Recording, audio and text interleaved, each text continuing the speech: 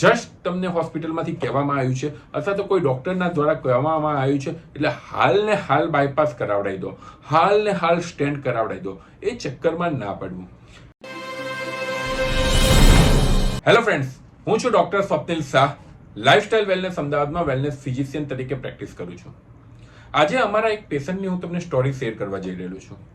એક પેશન્ટ કે જેને એન્જિયોગ્રાફી કરવામાં આવી, એ પેશન્ટને જે રીતનું બ્લોકેજ હતું એમાં ખરેખર બાયપાસ સર્જરી જ કરાવવા એવું હતું. ઇવન અમે જે નોન ઇન્વેઝિવ હાર્ટ ટ્રીટમેન્ટ કરતા હોઈએ છીએ એના કરતાં બી વધુ એની અંદર બાયપાસ સર્જરીનો રોલ સારો હતો. અને અમે બી એ જ એમને કીધેલું હતું કે બાયપાસ સર્જરી કરાવો આ ટ્રીટમેન્ટ કરતા પહેલા. બટ સમહાઉ પેશન્ટ એ વસ્તુ માટે મેન્ટલી વિલિંગ ન હતું. પેશન્ટના રિલેટિવ્સ, પેશન્ટના ડોક્ટર્સ, ઇવન અમે કે જે નોન ઇન્વેઝિવ હાર્ટ ટ્રીટમેન્ટ કરીએ છીએ એમને બી સજેસ્ટ કર્યું હતું કે bypass is the first option. એ ના કરાવવું હોય તો તમે નોન ઇન્વેઝિવ ટ્રીટમેન્ટમાં આવી શકો. બટ સમહાઉ પેશન્ટને કોઈ બી ડરના કારણે યા મેન્ટલી એ લેવલે ન હતું કે એ સર્જરી કરી શકે. પણ જ્યારે બધાનો ફોર્સ આવ્યો, ઇવન અમારા તરફથી બી જ્યારે એમ કહેવામાં આવ્યું કે બાયપાસ સર્જરી તમારા માટે ફર્સ્ટ ઓપ્શન છે, ત્યારે અને ના કરાવી હોય તો જ તમે આ ટ્રીટમેન્ટ લઈ શકો છો, ત્યારે પેશન્ટના રિલેટિવ્સે થોડોક વધુ પડતો ફોર્સ કરીને એમને બાયપાસ સર્જરીમાં લઈ ગયા. અને ખરેખર એના માટે એ જ હિતાવહ હતું. But at the same time જ્યારે થોડા દિવસ પછી અમને ખબર પડે છે કે પેશન્ટને બાયપાસ સર્જરી થઈ ગઈ સક્સેસફુલી, બટ સમહાઉ પોસ્ટ ઓપરેટિવ એટલા બધા કોમ્પ્લિકેશન્સ થયા કે અનફોર્ચ્યુનેટલી એ ઇકમો કરીને જે મશીન છે એના ઉપર ગયા અને અલ્ટિમેટલી એ પેશન્ટ એક્સપાયર થઈ ગયેલું. આવા ઘણા બધા પેશન્ટ જોતા હોઈએ છીએ. હું હાર્ટ પર્ટિક્યુલરલી અમે નોન ઇન્વેઝિવ હાર્ટ ટ્રીટમેન્ટ કરીએ છીએ તો મારી જોડે એવા કેસીસ વધુ આવે છે. પણ એકલું હાર્ટનો આ સબ્જેક્ટ નથી. કોઈ બી મેજર સર્જરી, સ્પાઇન હોય, કિડની હોય, લીવર હોય, કોઈ બી મેજર સર્જરી, જ્યાં સુધી પેશન્ટની 100% વિલિંગનેસ ના હોય ત્યાં સુધી એ બધી વસ્તુમાં જવાથી યુઝ્યુઅલી ફાયદા કરતાં ગેરફાયદો વધુ થતો હોય છે. જ્યારે બી કોઈ વસ્તુ તમારા શરીરની અંદર, મતલબ કે જે આપણી લેમેન લેંગ્વેજમાં છેડછાડ કરવામાં આવે છે, કે જ્યારે એ વસ્તુને ખરેખર પેશન્ટ માટે બેનિફિશિયલ હોઈ શકે પણ એ મેન્ટલી જો તૈયાર નથી અને એ વસ્તુ એના અગેન્સ્ટ ધ વિલ જઈને કરવામાં આવતી હોય છે, ત્યારે અમે જોયેલું છે કે સમહાઉ એ પેશન્ટનું આઉટકમ, પ્રોગ્રેશન બહુ ખરાબ થતું હોય છે.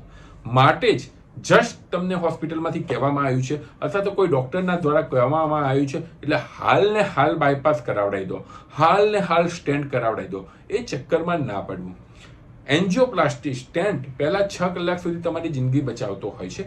6 કલાક પછી એઝ સચ ન્યુએસ્ટ રિસર્ચ પ્રમાણે એનો બહુ એટલો સિમ્પ્ટોમેટિક રિલીફ સિવાય બીજો કોઈ મેજર રોલ નથી.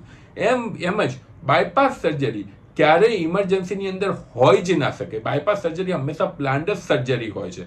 માટે એવું ના માની લેવું કે 10 થી 15 દિવસનો ટાઈમ છે અને નહીં કરાવીએ તો કંઈક થઈ જશે. પ્રોપરલી થોડું રિસર્ચ કરવું જોઈએ.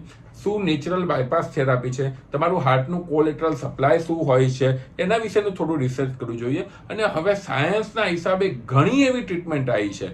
ECP ટ્રીટમેન્ટ છે, ESMR ટ્રીટમેન્ટ છે, ઘણી બધી એવી ટ્રીટમેન્ટ આવી છે કે જેનાથી આપણે નેચરલ કોલેટરલ સર્ક્યુલેશન કરી શકતા હોઈએ છીએ. તો રાધર દેન કોઈ બી ડિસિઝનમાં હરી લેતા કરતા, કોઈ બી ડિસિઝનમાં એકદમ જાણે બીકના લીધે લેતા કરતા પહેલા મારો એક એડવાઇસ છે કે ખરેખર પેશન્ટને તમે સેમ બોર્ડ ઉપર લઈ આવ્યો, એને થોડું કાઉન્સેલિંગ કરો. બાયપાસમાં જાય તો બી વાંધો નથી, but at the same time આપણે જે ફોસલાઈને કરીએ છીએ એને બદલે જ એમને સમજાવીને કરીએ તો એમનું મેન્ટલ વિલિંગનેસ હોય, મેન્ટલ પાવર સ્ટ્રોંગ હોય તો આ બધી થેરાપીના અથવા તો આ બધી ટ્રીટમેન્ટના જે બાયપાસ કે સ્ટેન્ટના આઉટકમ બહુ સારા હોય છે. માટે જ ક્યારેય બી કોઈ વસ્તુમાં જ્યારે તમને આવું કોઈ કન્ફ્યુઝન હોય તમે તમારા નજીકના ડૉક્ટરને કન્સલ્ટ કરી શકો. ઓનલાઈન ઘણી બધી વસ્તુઓ અવેલેબલ છે. હું સમજુ છું કે હજુ આ બધી ટ્રીટમેન્ટનો એટલો બધો વ્યાપ નથી, નોન ઇન્વેઝિવ ટ્રીટમેન્ટનો એટલો બધો વ્યાપ નથી, but at the same time ઓનલાઈનના લીધે આપણા હાથની અંદર બધી વસ્તુઓ અવેલેબલ છે. એક ક્લિક ઉપર થોડુંક રિસર્ચ કરવાની જરૂર છે. અને અનફોર્ચ્યુનેટલી ઇવન અમારી ડૉક્ટર કમ્યુનિટીની અંદર બી આનો એટલો બધો નથી ખ્યાલ હતો, કારણ કે એ વસ્તુ અમુક વસ્તુ એવી છે કે જે 4-5 વર્ષથી આવી છે, તો એના લીધે એનું એટલું હજુ પ્રોગ્રેસ થતા વાર લાગશે. તો બેઝિકલી તમારે ખરેખર કયા ટ્રીટમેન્ટની જરૂર છે, એ ના કરાવી હોય તો બીજા શું ઓપ્શન છે, અથવા તો કશું જ ના કરાવવું હોય તો મેડિસિનથી કઈ રીતે થઈ શકે છે, એ બધી જ વસ્તુ મગજમાં રાખવી જોઈએ. જસ્ટ બીકના લીધે અથવા તો જસ્ટ પોતાની ખાલી સિક્યુરિટીના લીધે તરત બાયપાસ સર્જરી, સ્ટેન્ટ કે બીજી કોઈ બી મેજર સર્જરી કરતા પહેલા 2 વખત વિચારવું જોઈએ અને પછી જ પેશન્ટને સેમ ટેબલ ઉપર રહીને એમનું કાઉન્સેલિંગ કરીને પછી જ એ વસ્તુમાં જઈએ તો ઓવરઓલ આઉટકમ સારો હોઈ શકે છે. Thank you so much for listening me.